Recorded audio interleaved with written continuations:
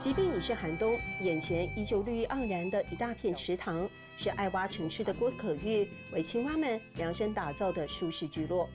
因为我从小时候都在我们这里的乡下长大，从小就跟青蛙为伍，所以有很深的感情。为了重温儿时在蛙鸣声中成长的时光，郭可玉把农地营造成适合青蛙栖息的环境，种植荷花、睡莲、姑婆芋，已经成功富裕15种蛙类。蛙类也会蜕皮，跟蛇一样。我拍到，它蜕皮是用嘴巴把它吃下来吞掉，所以就没留下痕迹。聊青蛙百态，郭可玉像本活字典，是他经年累月亲眼见闻的累积。曾经一整晚不睡，只为了贴近观察青蛙，因此练就听声辨蛙的特殊本领。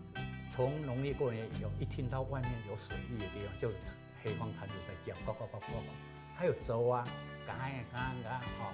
那其他蛙类当然像中国树坛，下雨以后，我已经融入这种蛙类的那种叫声，我一听我就可以分辨是什么蛙。还有青蛙为交配勾心斗角的画面，这脚直接把敌手踹到天边，也是郭可玉彻夜守候在蛙池才拍到的珍贵记录。